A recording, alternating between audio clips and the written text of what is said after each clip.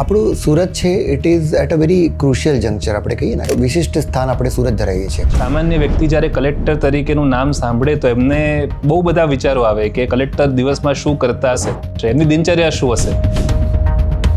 ફક્ત એ દેખાય કે લાલ બત્તીમાં કે એમની ગાડીમાં ફરે, એમના આજુબાજુ લોકો હોય, કમાન્ડો હોય. સવારથી સાંજ જે છે એટલે વિધાઉટ ટાઈમ ટેબલ જોઈને આપણે કામગીરી કરવાની હોય છે. મહેસૂલનું જે કોર વર્ક જે આપણે ગણાય તો એ આપણો પ્રોપર્ટી રિલેટેડ છે. ખાનગી વ્યક્તિની જમીન પર બીજા કોઈ વ્યક્તિ અનઅધિકૃત કબજો જમાવી બેસે તો એને નીકાળવા માટે સરકારે કાયદો લાવી હતી, લેન્ડ ગ્રેબિંગ એક્ટ. આખું જીવનની જે મૂડી મૂકીને કોઈ માણસ આવીને લુખ્ખા તત્વો જો કબજો કરી લે, 10 વર્ષની જેટલી સ્ટ્રિક્ટ સજા છે. એને કરીને આવી કોઈ વસ્તુ કરતાં પહેલાં લોકો 100 વાર વિચારે. તો એવી જે અમે પ્રોપર્ટીની ગણના કરી તો 40 થી 50 કરોડ જેટલી જે પ્રોપર્ટી છે લોકોએ આપમેળે જ સમાધાન કરી લીધું. સરકારી જમીન સાચવવાની મુખ્ય જવાબદારી જિલ્લા વહીવટીતંત્રની છે. ઓલમોસ્ટ લાસ્ટ યરમાં આપણે 18.5 લાખ મીટર જેટલું દબાણ છે આપણે દૂર કરાવ્યું છે. અને એની આપણે જંત્રી મુજબની વેલ્યુ જોવા જઈએ તો 550 કરોડ જે લેન્ડની વેલ્યુએશન થાય છે. પહેલાં આખું જે મેન્યુઅલ રેકોર્ડ ચાલતું એ બધું આપણે ઓનલાઈન ડિજિટલાઇઝ કર્યું. પોતાના ઘરે બેસીને પણ બધું વિગતો જે છે એ જોઈ શકે. મામલતદાર ઓફિસીસમાં નોંધ પડે અને એમાં કોઈને વાંધો હોય તો પ્રાંત ઓફિસમાં થાય, અને પ્રાંત ઓફિસના ઓર્ડરથી કોઈને પ્રોબ્લેમ હોય તો એ કલેક્ટરમાં અપીલ કરી શકે. 3 શિફ્ટ્સમાં જનસેવા કેન્દ્રની કામગીરી કરીએ છીએ. સુરત જિલ્લામાં રહેતા જે ટ્રાઇબલ નાગરિકો છે એમના માટે કોઈ સ્પેસિફિક કામ કર્યું હોય? જમીન સંપાદનનું જે મુખ્ય કામ છે એ આપની અને આપની ટીમ પાસે આવતું હોય છે. ઇમ્પોર્ટન્ટ પ્રોજેક્ટ માટે જમીનની જરૂરિયાત હોય. સુરત જિલ્લામાં બુલેટ ટ્રેન છે, મેટ્રો છે, ડેડિકેટેડ ફ્રેટ કોરિડોર છે, નેશનલ હાઈવેઝ છે. 2 વર્ષમાં જેટલી પણ જમીનો આપણે લીધી એના સામે વળતરમાં ઓલમોસ્ટ 6000 કરોડથી વધારેનું વળતર જે છે આપણે લોકોને ચૂકવ્યું છે. પહેલાં પણ ઘણા સુરતે પૂર જોયા છે અને as part of disaster management authority આપ જે કામ કરતા હોય આપ જણાવી શકો? અત્યારનું જે ભારત છે એ એસ્પિરેશનલ ઇન્ડિયા છે. વર્ષો જૂની જે સરકારી પદ્ધતિઓ છે મેં મારા 15 વર્ષમાં જ એકદમ ડ્રાસ્ટિકલી ચેન્જ થતાં જોયું છે. ટેબલની આ બાજુ જોયા પછી હું એક કન્ક્લુઝિવલી કહી શકું છું, જેટલા પણ સરકારી નાનામાં નાના કર્મચારીથી લઈને મોટા અધિકારીઓ સુધી આપણી વાત કરીએ તો આ લોકો પણ લોકોના હિત માટે જ કામ કરતા હોય છે. આપણે જ્યારે એઝ અ સિટીઝન આપણે જોઈએ છીએ આપણને એવું લાગે કે સરકારી તંત્રમાં ખૂબ જ સ્લો કામ થાય છે, ત્યાં છે, બટ વાસ્તવિકતા એવી નથી.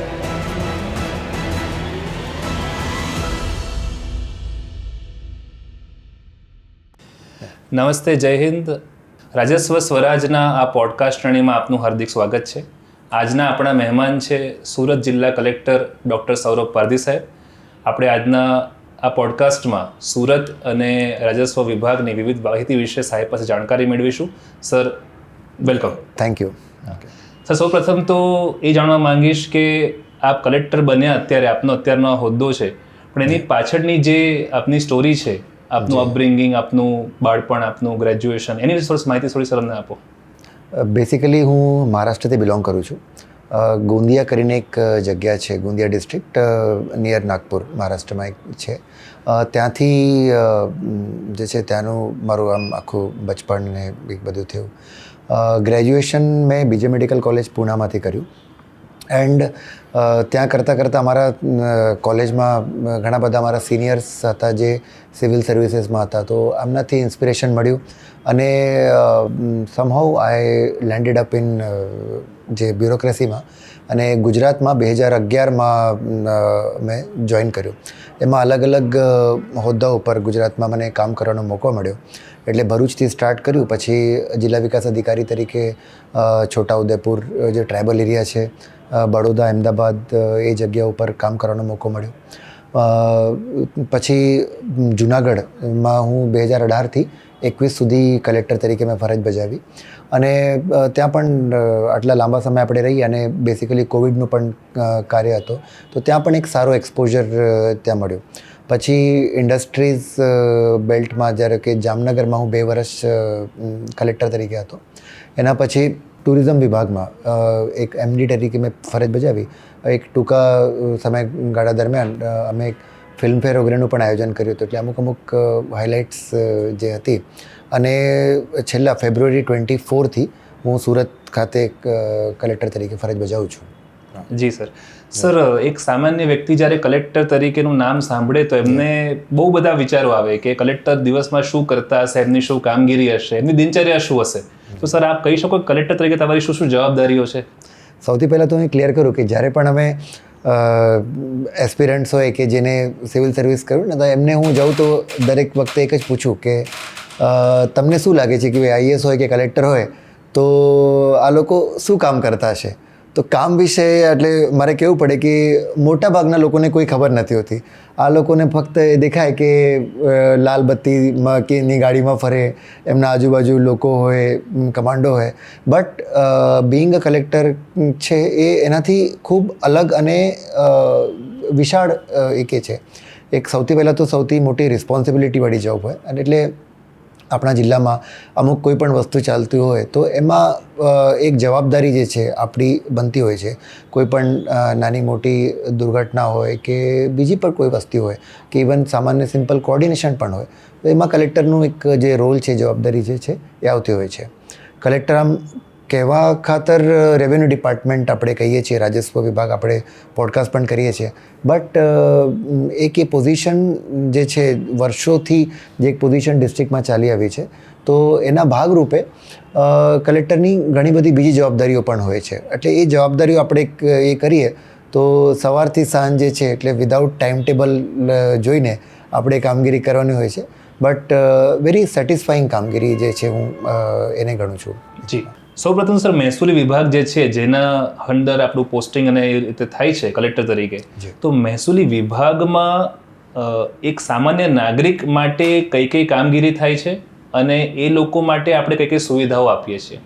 મહેસૂલ વિભાગ આપણે આમ ગણીએ તો ધારો કે પોસ્ટ ઓફ કલેક્ટર છે તો એ તો 1800 જે સદીથી ત્યાંથી જ્યારે વોરેન હેસ્ટિંગ્સે સ્ટાર્ટ કર્યું ત્યારથી એ ચાલે છે. પહેલાં આઝાદી પહેલાં જે આનું આખું જે ફોકસ હતું એ લોકો પાસેથી કેવી રીતે જમીન મહેસૂલ આપણે કલેક્ટ કરીએ એના ઉપર આખું ચાલતું અને એનાથી સરકાર ચાલે. હવે આ જે રોલ છે આખું બદલાઈ ગયું છે. રેગ્યુલેટરી રોલ કરતાં આપણે ડેવલપમેન્ટ રોલમાં પણ વધારે આવીએ છીએ અને હું કહું કે સૌથી ઇમ્પોર્ટન્ટ જે કલેક્ટરનો રોલ છે અત્યારે કોર્ડિનેટિંગ રોલ છે. બટ આપણે એક્ઝેક્ટલી મહેસૂલી તંત્રની વાત કરીએ તો મહેસૂલી તંત્રમાં કદાચ આપણા વ્યુઅર્સ જાણતા હશે કે જિલ્લા કક્ષાએ કલેક્ટર હોય છે, એમના નીચે અલગ અલગ સબ ડિવિઝન્સમાં પ્રાંત અધિકારીને હેડ કરે છે અને એમના નીચે મામલતદાર જે છે એ તાલુકાઓ હેડ કરે છે અને તાલુકાઓમાં એમના હસ્તકમાં નાયબ મામલતદારથી લઈને તલાટી સુધીનું જે આખું મહેકમ છે એ મહેસૂલી તંત્ર આખું એન્કમ્પાસ કરે. તો સામાન્ય માણસને કટિંગ એજમાં તલાટી સાથે છે મેક્સિમમ જે કામ છે એમની સાથે પડે. આવકના દાખલા હોય, જાતિના પ્રમાણપત્ર હોય, એની સાથે તો મામલતદાર કચેરીમાં એ બધી જ વસ્તુ જે છે સેવાઓ જે છે આપણે પૂરી પાડીએ છીએ. સાથે સાથે ક્રિમિલિયર સર્ટિફિકેટ છે અને અલગ અલગ બીજા ઘણા બધા દાખલાઓ જે છે, દાખલાઓ જે લોકોને કોઈ એડમિશનના વખતે કોઈ જગ્યા એના માટે એ લોકો યુઝ કરી શકે છે. બટ મહેસૂલનું જે કોર વર્ક જે આપણે ગણાય તો એ આપણો પ્રોપર્ટી રિલેટેડ છે કે કોઈની પાસે ખેતીની જમીન હોય, એમાં વારસાઈ કરાવવી હોય, એની લે વેચ કરવી હોય તો એની જે રજિસ્ટ્રેશન છે આપણે કરીએ છીએ, એમાં 7/12માં નામ દાખલ કરવાનું હોય, એમાં રેવન્યુ તંત્ર કામ હોય છે. અને એના ઉપર ધારો કે કોઈને વાંધો હોય તો એમાં અપીલનું આખું એક ચાલે છે. ધારો કે મામલતદાર પાસે નોંધની અપીલ પ્રાંત પાસે જાય, પછી કલેક્ટરમાં જાય, એટલે આ ટાઈપનું ચાલે છે. એના સિવાય આપણે કોઈ હેતુફેર કરવું હોય કે ધારો કે મારે હવે મારી જમીનમાં ખેતી કરતો હું અને હવે મારે ખેતીના સિવાય બિનખેતીનો ઉપયોગ કરવો હોય તો એ બિનખેતી પણ જે છે આપણો કલેક્ટર ઓફિસમાં અપ્લાય કરીને, હવે તો બધું ઓનલાઈન થઈ ગયું છે, ઓનલાઈન અપ્લાય કરીને એ કંઈ કરાવી શકીએ છીએ. એટલે કોર રેવન્યુની આપણે વાત કરીએ તો જમીન મહેસૂલની સાથે આપણે આ બધી વસ્તુઓ ઉપર પણ કરીએ છીએ. સાથે સાથે જે પાણીપત્રક હોય કે તમારા ખેતરમાં કયા કયા પાકો એ છે તો એ પણ આપણે ઓનલાઈન મેન્ટેન કરીએ છીએ. કોઈ પિયતના સાધનો છે કે કેમ, એટલે એની માહિતી પણ જે છે આપણે 12 નંબરના પત્રકમાં બધું લઈએ છીએ. એટલે ઘણા બધા જે પત્રકો છે અને એના થકી લોકોની જમીનની જે પરિસ્થિતિ છે એ પરિસ્થિતિ કેવી છે અને એને લગતા જેટલા પણ જે સર્વિસીસ છે એ પ્રોવાઈડ કરવાનું કામ રેવન્યુ તંત્ર કરે છે. એમાં મોટા ભાગની જે માપણીવાળી જે સર્વિસીસ છે એ પણ આખી સર્વિસીસ રેવન્યુ તંત્રના હસ્તકમાં આવી જાય છે, જેને ઘણા બધા લોકો ઉપયોગ કરે છે કે એમના કંઈક નાના મોટા ડિસ્પ્યુટ્સ હોય એ આઈડેન્ટિફાય કરવા માટે, એ સોલ્વ કરવા માટે તલાટીથી લઈને કલેક્ટર સુધીનું જે આખું તંત્ર છે એટલે કે એમાં કાર્યરત હોય છે. જી સર, આપણે સર જે વાત કરીએ એને 2 ભાગમાં વિભાજિત કરીએ તો સૌપ્રથમ છે જનસેવા કેન્દ્ર, કે જેમાં આપણે અલગ અલગ પ્રકારના દાખલાઓ ને બધું આપીએ છીએ, આવકનો દાખલો, જાતિનો દાખલો વગેરે વગેરે. તો લોકોની સુવિધા માટે કોઈ સ્પેસિફિક આપણે પ્રયત્ન કરતા હોઈએ as a collector office or as a પ્રાંત ઓફિસ, તો એવું કંઈ આપ કહી શકો સુરત જિલ્લા માટે? સૌથી પહેલાં તો હું કહેવા માગું કે નોર્મલી હેડલાઇન્સ જે બને છે ખોટા કારણોથી વધારે હેડલાઇન બને છે.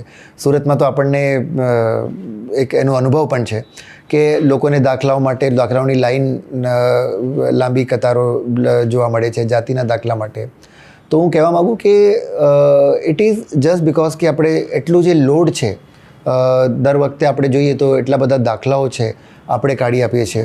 અલગ અલગ પ્રોપર્ટીમાં ફક્ત એક દાખલો આપું તો લાસ્ટ યરમાં જે આપણે પ્રોપર્ટી રજિસ્ટ્રેશન છે એ 70,000 લોકોએ જે છે આપણી પોતપોતાની પ્રોપર્ટી માટે કે કર્યું છે. તો સેમ રીતે જ્યારે પણ એડમિશનનું સિઝન આવે, એડમિશનના વખતે દરેકને જાતિના દાખલા, આવક પ્રમાણપત્ર એ બધા જોતા હોય છે, તો એ બધા મામલતદાર ઓફિસીસમાં જનસેવા કેન્દ્ર ઉપર રશ કરતા હોય છે.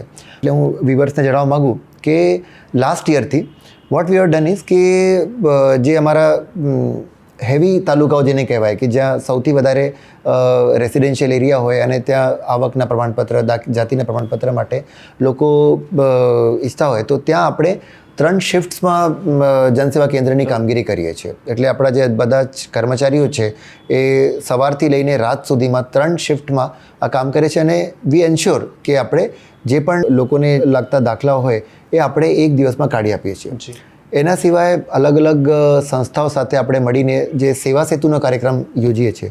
તો સેવા સેતુમાં પણ જે લોકો નોર્મલ કોર્સમાં નથી આવી શકતા, ત્યારે સેવા સેતુના માધ્યમથી પણ આ લોકોને આપણે આ સેમ સર્વિસીસ જે છે, આવકનો દાખલો હોય, જાતિના પ્રમાણપત્ર હોય, એ બધા વસ્તુ આપણે ત્યાં આપીએ છીએ. જી સર.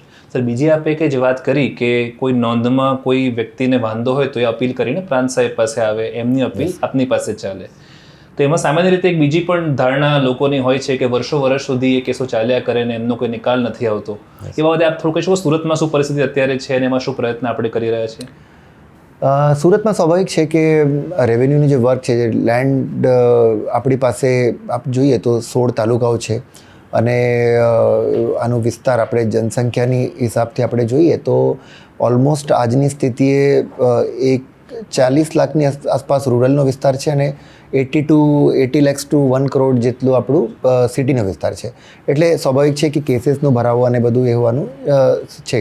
છતાં આપણે જે કેસીસ છે, આપણે દર હિયરિંગમાં 100 થી 150 કેસીસને આપણે સાંભળીએ છીએ.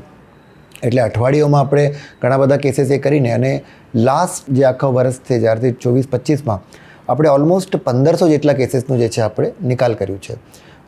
એની સાથે આ તો ફક્ત કલેક્ટર ઓફિસની વાત થઈ ગઈ, બટ આપણે જ્યારે એનું ફ્લો જોઈએ તો મામલતદારમાં નોંધ પડાવે, મામલતદાર ઓફિસીસમાં નોંધ પડે અને એમાં કોઈને વાંધો હોય તો પ્રાંત ઓફિસમાં થાય અને પ્રાંત ઓફિસના ઓર્ડરથી કોઈને પ્રોબ્લેમ હોય તો એ કલેક્ટરમાં અપીલ કરી શકે.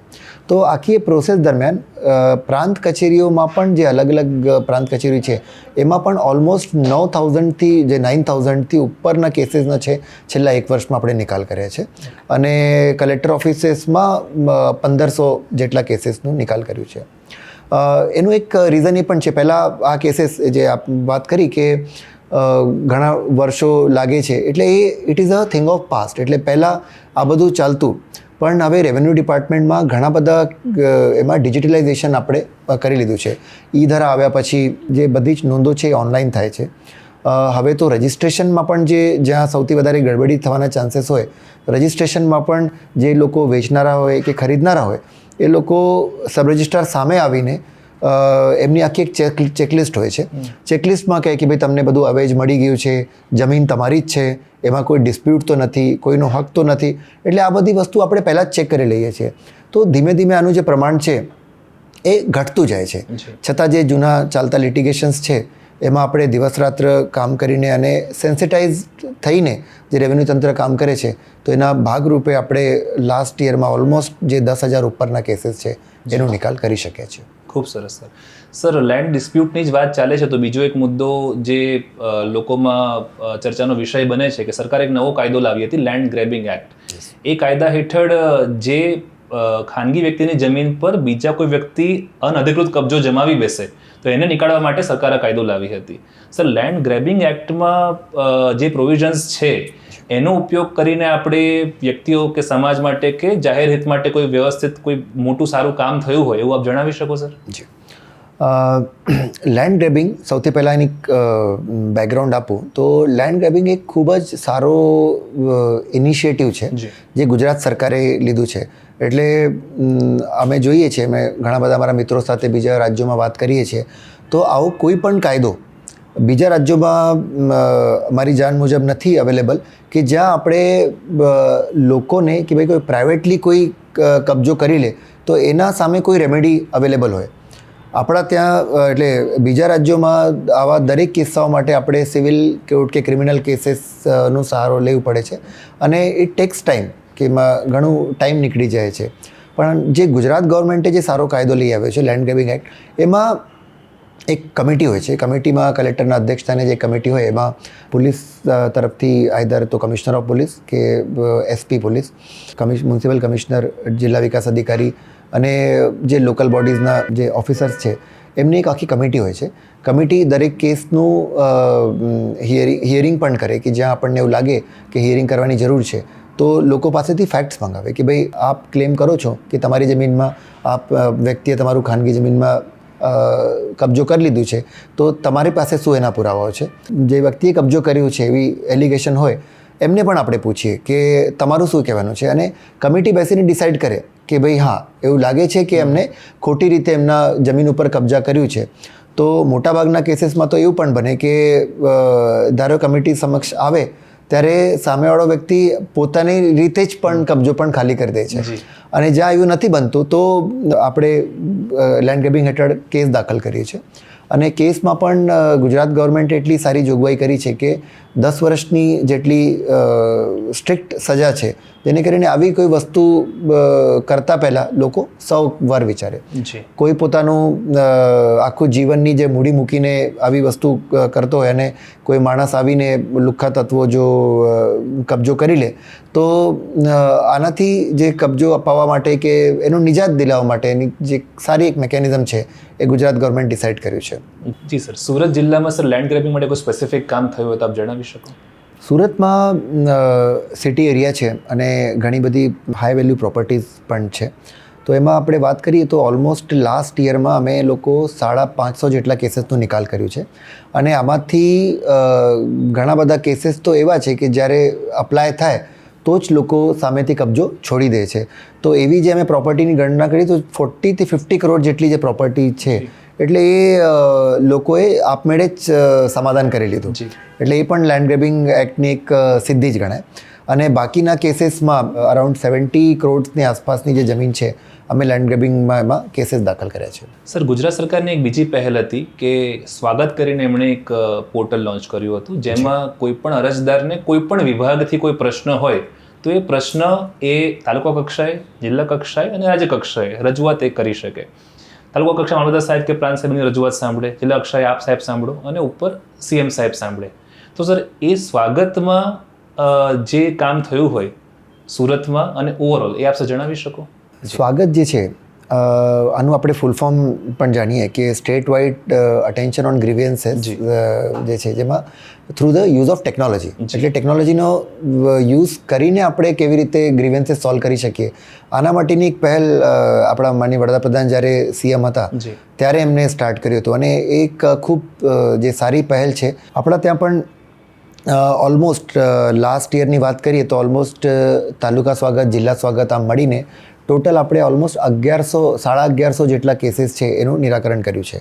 એમાં શું થાય કે બીજા ડિપાર્ટમેન્ટ ઘણા બધા લાઇન ડિપાર્ટમેન્ટ્સ હોય છે. લાઇન ડિપાર્ટમેન્ટને લગતા કોઈ ગ્રીવિયન્સીસ લોકોની પાસે હોય તો લોકો અમને અપ્રોચ કરે, ઓનલાઈન ટેકનોલોજીથી માધ્યમથી અપ્લાય કરી શકે અને એ કેસીસને આપણે અહીંયા સાંભળીએ છીએ દર માસમાં છેલ્લા ગુરુવારે આપણે સાંભળીએ છીએ અને એમાં જે છે સામે બોલાવીને એમના પ્રશ્નોનું જે છે આપણે નિરાકરણ કહીએ છીએ. તો લાસ્ટ યરમાં જ 1150 જેટલા જે કેસીસ છે આપણે ડિસ્પોઝ ઓફ કર્યા છે. જી, thank you so much sir. Sir, Surat જિલ્લાની ભૌગોલિક પરિસ્થિતિને સમાજની વાત કરીએ તો સુરત શહેર બહુ વાઇબ્રન્ટ અને જગવિખ્યાત છે, પણ સુરત જિલ્લામાં જ 5 તાલુકા સર ટ્રાઇબલ તાલુકા છે, ટ્રાઇબલ સબ ડિવિઝન છે. તો સર, આપણે સુરત જિલ્લામાં રહેતા જે ટ્રાઇબલ વ્યક્તિઓ છે, જે નાગરિકો છે, સર એમના માટે કોઈ સ્પેસિફિક કામ કર્યું હોય, કોઈ સામે ચાલીને કોઈ એમની સુવિધા માટે મદદરૂપ થયા હોઈએ, એવું કંઈ સર આપે કામ કર્યું હોય તો જણાવી શકો? હા, લોકોની એક માનસિકતા છે કે સુરત છે એટલે એક મોટો શહેર. જી. બટ જેમ તમે વાત કરી કે Surat is more of tribal. જે આપણે રૂરલ વિસ્તારની વાત કરીએ તો મહુવા, માંગરોળ, ઉમરપાડા જેટલા જે આપણા જેવા માંડવી જેવા આપણા તાલુકાઓ છે એક ટ્રાઇબલ તાલુકાઓ છે અને અહીંયા એક હળપતિ સમાજ છે. જી. આ લોકો પાસે અમે જ્યારે કે જોયું તો આ લોકો પાસે ઓળખના કે એના કોઈ દાખલાઓ નહીં હોતા. વર્ષોથી ટ્રેડિશનલ પદ્ધતિથી રહેતા હોય લોકોને જે ડોક્યુમેન્ટ્સ છે કે ઇવન શિક્ષણનું પ્રમાણ થોડું ઓછું હોવાના કારણે ડોક્યુમેન્ટેશન અને આ બધી વસ્તુ નથી રહેતી. તો એમને જે બિંગ એસટી જે લાભ મળવાપાત્ર હોય એ લાભોથી એ લોકો વંચિત રહેતા હતા. તો અમે અમારા મામલતદારશ્રીઓ, પ્રાંતશ્રીઓ પાસેથી આખી એક્સરસાઇઝ કરાવી કે એમાં જે લોકો પાસે ભલે દાખલા નહીં હોય બટ એમના જે ફેમિલીમાં વાત કરીએ, જે એમના સોસાયટીમાં વાત કરે, ગામમાં થાય જે જૂના લોકો હોય એ લોકો આઈડેન્ટિફાય કરીને આપે કે હા ભાઈ આ હળપતિ સમાજના છે, આ આદિવાસી સમાજના છે, એમનો દાખલો મળવો જોઈએ પણ બીજું કંઈ નથી. તો અમે એક રોજકામ કરીને આવા લોકોના દાખલા કાઢી આપ્યા. જી. એટલે બિલકુલ એટલે એવા લોકો જે મદદ માગી પણ ના શકીએ એવા લોકોને આપણે આઈડેન્ટિફાય કરીને અને એમના પછી આવાસો નક્કી ફાળવાનું અને એ બધું આપણે કામ કર્યું છે. અને મને જણાવતા ખૂબ આનંદ થાય કે ઓલમોસ્ટ સુરત જિલ્લામાં આખા 7-8 તાલુકાઓમાં ઓલમોસ્ટ 15,000 જેટલા લોકોને આપણે લાભ આપી શકીએ છીએ. એમને ઓળખના પુરાવા આપણે આપ્યા અને એના થ્રુ એમને લાભ છે, બીજા લાભો છે, ધારો કે આવાસના લાભ છે કે બીજા લાભો છે એ હવે આપણે આપીએ છીએ. તો it is a very satisfying move. Sir, સરકારી જમીન ઉપર અવારનવાર સમાચાર પત્રોમાં આવતું હોય છે કે આ સરકારી જમીન પર દબાણ થઈ ગયું, આ પ્રાઇવેટ વ્યક્તિએ દબાણ કર્યું, આ સંસ્થાએ દબાણ કર્યું. સર, આ દબાણ જે સરકારી જમીન પર કરે છે એ સરકારી જમીન સાચવવાની મુખ્ય જવાબદારી જિલ્લા વહીવટીતંત્રની છે. તો સર, આ દબાણ દૂર કરવા માટે અથવા દબાણદાર દબાણ ન કરે એના માટે આપે જે કામગીરી કરી હોય એ સર આપ કહી શકો? જેમ આપણે વાત કરી કે સુરત જિલ્લામાં હાઈ વેલ્યુ પ્રોપર્ટીઝ વધારે હોવાના કારણે સરકારી જમીનો પણ વધારે છે, પ્રાઇમ લોકેશન્સ ઉપર ઉપલબ્ધ છે અને એમાં અવારનવાર જે અસામાજિક તત્વો હોય કે કદાચ અજાણતે પણ ઘણા બધા લોકો છે જે કબજો કરી લે છે.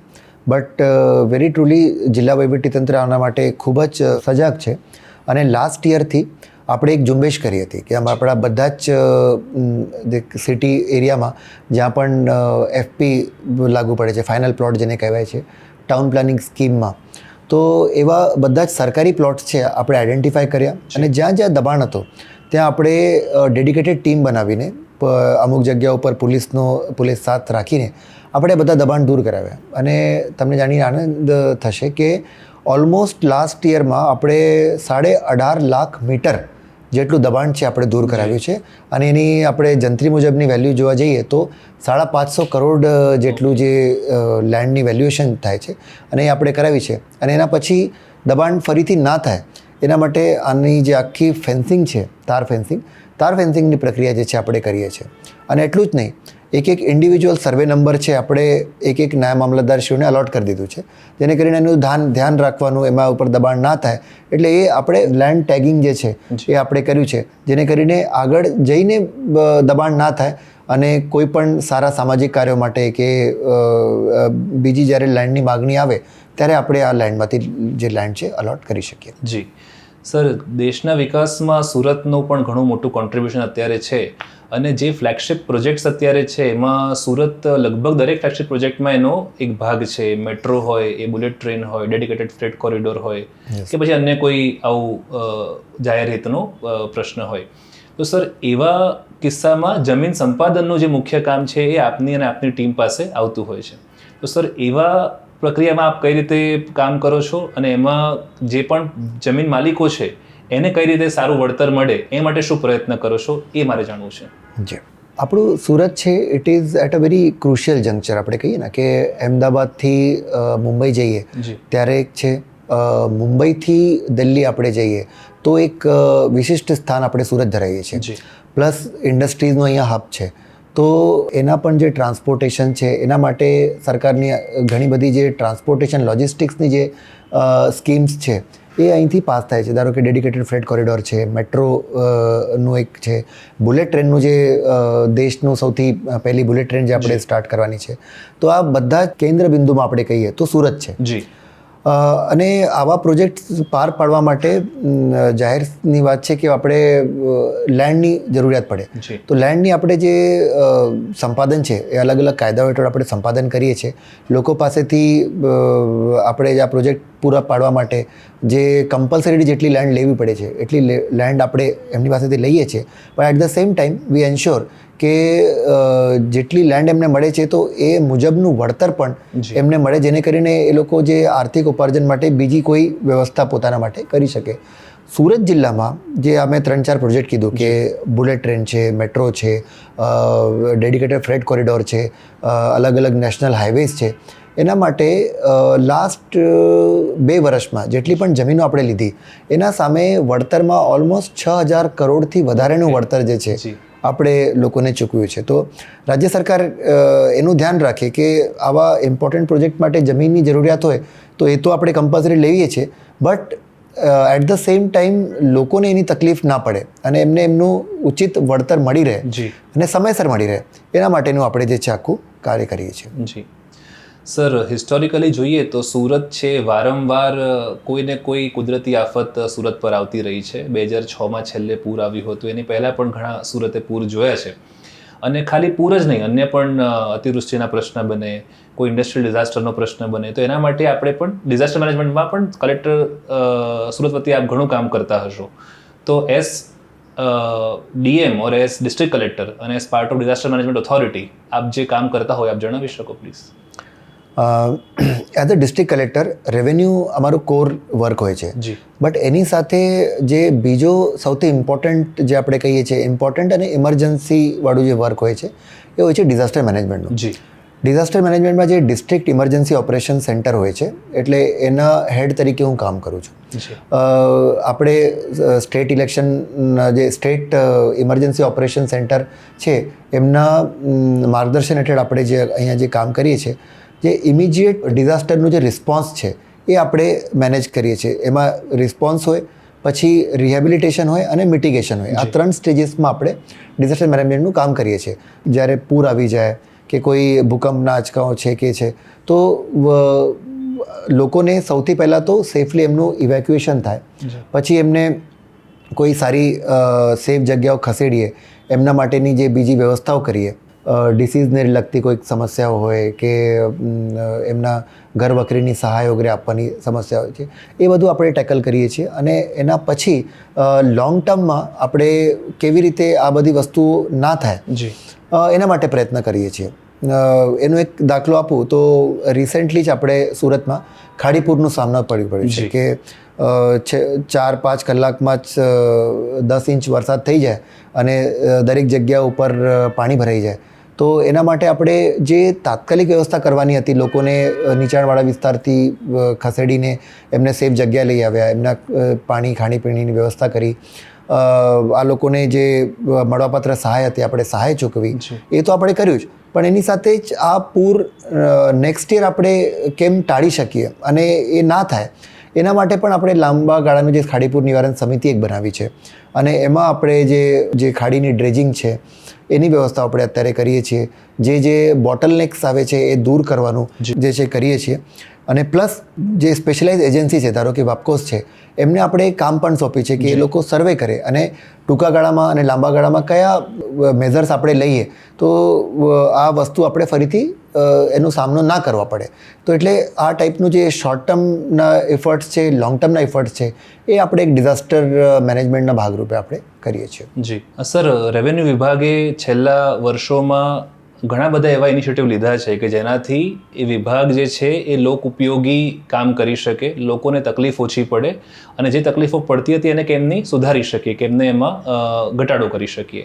તો સર, એવા કોઈ ઇનિશિયેટિવ રિસેન્ટલી થયા હોય ગુજરાત સરકારના કે સુરતના કે જેનાથી લોકોને ફાયદો થયો હોય તો એ આપ જણાવી શકો? હિસ્ટોરિકલી રેવન્યુ ડિપાર્ટમેન્ટની વાત કરીએ તો રેવન્યુ ડિપાર્ટમેન્ટમાં જ્યારે PM સાહેબ આપણા CM હતા ત્યારે જે ઈ ધારાની શરૂઆત થઈ, ઈ ધારામાં જે પહેલાં આખું જે મેન્યુઅલ રેકોર્ડ ચાલતું એ બધું આપણે ઓનલાઈન ડિજિટલાઇઝ કરી દીધું કે કોઈ પણ પોતાના કમ્પ્યુટરમાં પોતાના ઘરે બેસીને પણ જે છે એ બધું વિગતો જે છે એ જોઈ શકે. એના પછી 2019ની આસપાસ આપણે આયોરાની સ્ટાર્ટ કરી કે ઇન્ટિગ્રેટેડ જે રેવન્યુ એપ્લિકેશન્સ માટે જે અરજીઓ માટે કર્યું છે એમાં NAની અરજીઓ હોય કે આપણે કહેવાય ને કે ક્ષતિ સુધારાની કોઈ અરજીઓ હોય, ખેડૂત ખરાઈનો દાખલો એમને જોતું હોય, એ પણ ઘરે બેઠા અપ્લાય કરે એ પણ જે કરી શકીએ છીએ. અને હવે રિસેન્ટલી આપણે ગુજરાત ગવર્મેન્ટે ખૂબ જ સારો એવો એક પહેલ કર્યું છે કે ગુજરાતના રેવન્યુ જે રૂરલ વિસ્તારની જે છે, રૂરલ વિસ્તારોની જમીનોમાં જે આપણે પહેલાં જે પ્રીમિયમ લેવાતી, પ્રીમિયમ જે છે એ બંધ કરી નાખ્યું છે. સુરત જિલ્લામાં ઓલમોસ્ટ આપણે 44,500ની આસપાસની જે લેન્ડ છે, સર્વે નંબર છે, એમાં એની નોંધ પણ આપણે નાખી છે અને એક સર્ટિફાઈ કરીને ઓલમોસ્ટ 99% જે કામગીરી છે એ આપણી કામગીરી પૂરી થઈ ગઈ છે. સર, આ વિગતવાર અલગ અલગ મુદ્દાઓની આપણે વાત કરી, મહેસૂલ છે, બીજા કોઈ મુદ્દાઓ છે, ડિઝાસ્ટર મેનેજમેન્ટ છે કે અન્ય તમારા જે પણ એઝ અ ડિસ્ટ્રિક્ટ કલેક્ટર આપ જે દરરોજનું કામ કરો છો, તો સર આપ 2011માં IAS બન્યા ત્યાર પછીનો તો 15 વર્ષનો આખો જે વિસ્તૃત અનુભવ છે એના આધારે આપ કોઈ વાત કહેવા માંગતા હોવ, કોઈ સંદેશ આપવા માંગતા હોવ વ્યક્તિઓને, લોકોને, નાગરિકોને, તો આપ શું કહી શકો? અત્યારનું જે ભારત છે એ એસ્પિરેશનલ ઇન્ડિયા છે. લોકોની એસ્પિરેશન્સ અને સાથે સાથે ટેકનોલોજીનું પણ યુગ છે. એટલે દરેક વસ્તુ એકદમ ફાસ્ટ આપણે એક્સપેક્ટ કરીએ છીએ અને એના હિસાબથી જે વર્ષો જૂની જે સરકારી પદ્ધતિઓ છે એટલે એ મેં મારા 15 વર્ષમાં જ એકદમ ડ્રાસ્ટિકલી ચેન્જ થતાં જોયું છે. અને લોકોએ પણ એટલે આમાં ખૂબ સારો એવો સહભાગ આપ્યો છે. પણ એક વસ્તુ હાઇલાઇટ કરવા માગું છું કે આપણે જ્યારે એઝ અ સિટીઝન આપણે જોઈએ છીએ, આપણને એવું લાગે કે સરકારી તંત્રમાં ખૂબ જ સ્લો કામ થાય છે, ક્યાં છે, બટ વાસ્તવિકતા એવી નથી. અહીંયા પણ ટેબલની આ બાજુ જોયા પછી હું એક કન્ક્લુઝિવલી કહી શકું છું કે જેટલા પણ સરકારી નાનામાં નાના કર્મચારીથી લઈને મોટા અધિકારીઓ સુધી આપણી વાત કરીએ તો આ લોકો પણ લોકોના હિત માટે જ કામ કરતા હોય છે અને એમના કન્સ્ટ્રેન્ટ મુજબ જેટલી ફાસ્ટ સર્વિસીસ આપવાની હોય કે લોકોની જે સેવાઓ આપવાની છે એના માટેનું કે કરતા હોય છે. સાયલેન્ટ રહીને આ લોકો બધા કામ કરતા હોઈએ છીએ. તો લોકો તરફથી પણ એટલું જ જે કહેવાય ને કે એમના પ્રતિ ગ્રેટિટ્યૂડ પણ એક્સપેક્ટેડ છે. એટલે અમે કરીએ જ છીએ, એટલે પોતાનું કામ છે, બટ લોકો પણ થોડું સમજે એટલે એ પણ એક્સપેક્ટ કરું છું. બટ બાકી દરેક લોકો મેં જે જાહેર જીવનમાં જોયું છે કે ઇવન પોલિટિશિયન્સ હોય, બ્યુરોક્રેસી હોય કે ઇવન પ્રજા પણ એક છે કે ફોર અ કોમન ગુડ બધા સાથે મળીને કેવી રીતે આપણા જિલ્લાને, આપણો સિટી છે, આપણું રાજ્ય છે એને કેવી રીતે આગળ વધાય એ બધા જ કોન્ટ્રીબ્યુટ કરતા હોઈએ છીએ. તો એ ખૂબ જ સારી વાત જે છે એટલે એક મેં નોટિસ કરી છે મારા કરિયરમાં. તો આવી રીતે જ બધા આપણે સાથે મળીને આપણા રાજ્યને, આપણી જે જિલ્લો છે, આપણું શહેર છે એને આગળ વધારીએ અને એટલે રાષ્ટ્રના એક જે કહેવાય ને વિકસિત ભારતનું જે આપણે સપનું જોઈએ છીએ 2047માં, એના માટે આપણે બધા જ સહિયારા પ્રયત્ન કરીએ. જી, આપે ખૂબ સારો સમય આપ્યો અને અલગ અલગ મુદ્દાઓ પર વાત કરી. Thank you so much sir. Thank you.